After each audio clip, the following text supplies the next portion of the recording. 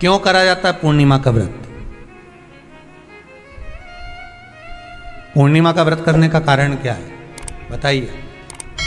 आप इतने सालों से कर रही हो, कई माताएं कर रही होंगी पूर्णिमा का व्रत। एक समय फलाहार करती हैं, एक समय भोजन करती हैं। भोजन में खीर का होना जरूरी होता है पूर्णिमा के व्रत में, दूध की सामग्री होना जरूरी होती है पूर्णिमा के व्रत में। 12 महीने की पूर्णिमा करो मना नहीं है, और पूर्णिमा उठाने का भी समय होता है। चैत्र के महीने की जो पूर्णिमा होती है, चैत्री पूर्णिमा पहली पूर्णिमा मानी जाती है, इसलिए चैत्री पूर्णिमा को सिद्ध पूर्णिमा कहते, कार्य सिद्धात्री पूर्णिमा कहते, सिद्ध करने वाले। मनोरथी पूर्णिमा कहते हैं, मनोरथी पूर्णिमा। इसलिए पूर्णिमा का व्रत कहां से उठाया जाता है? चैत्र के महीने की पूर्णिमा से पूर्णिमा का व्रत उठाया जाता है कि मैं महीने की पूर्णिमा करूंगी तो वो चैत्र पूर्णिमा से उसको उठा लिया जाता है। पर उसका एक नियम रहता है, आप फलाहार करें अपनी जगह पर है, पर एक समय भोजन कर रहे हैं वो अपनी जगह पर, भोजन के साथ में मीठे के साथ थोड़ा दूध की सामग्री होना जरूरी होती है।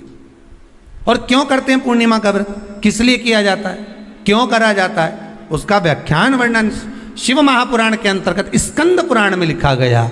स्कंद पुराण में वर्णन किया है श्री वेद व्यास जी महाराज ने।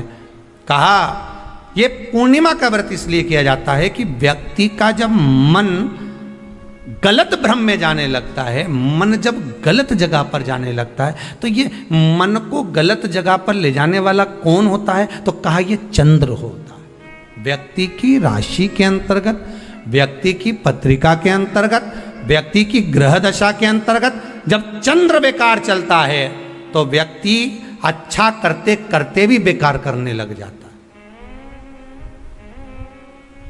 चंद्र डोल रहा है।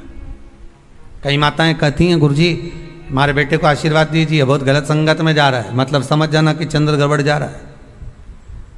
बेटी अगर गलत मार्ग पर जा रही है,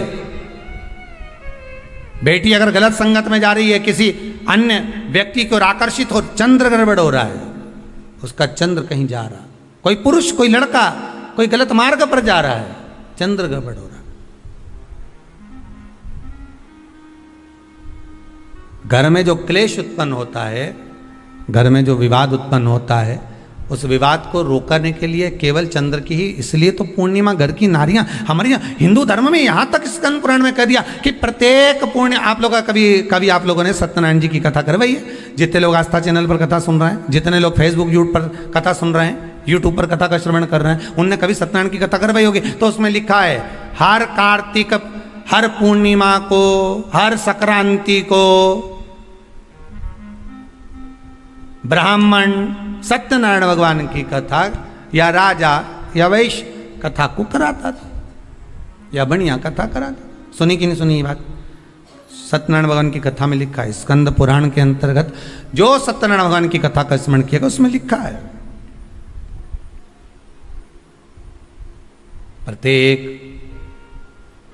संक्रांति पूर्णिमा को सत्यनारायण की कथा करवाने लगा और ये योनि को प्राप्त हुआ, इस योनि से छूटा, इस योनि में गया।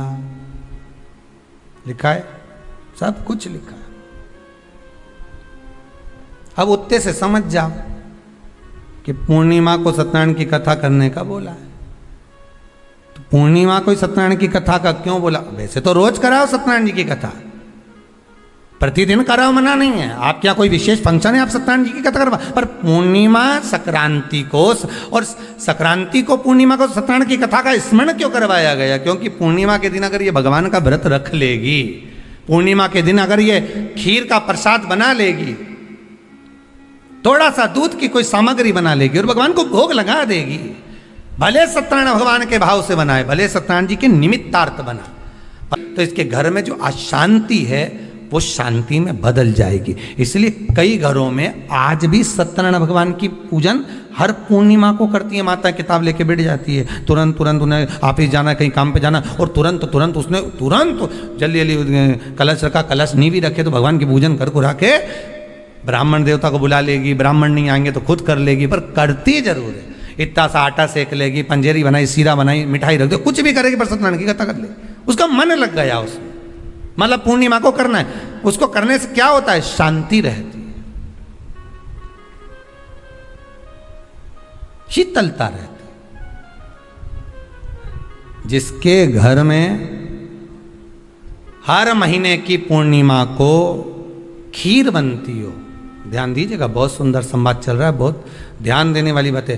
प्रत्येक महीने की पूर्णिमा को जिसके घर में दूध की सामग्री बनती हो, दूध की सामग्री तैयार होती हो, खीर प्रसाद तैयार होता हो, उसके घर में कभी क्लेश नहीं हो सकता। चाहे सास बहू एक दूसरे के सामने वो कहे ना, वो सांप और नेवले की लड़ाई क्यों ना, फिर भी शांति हो जाती है।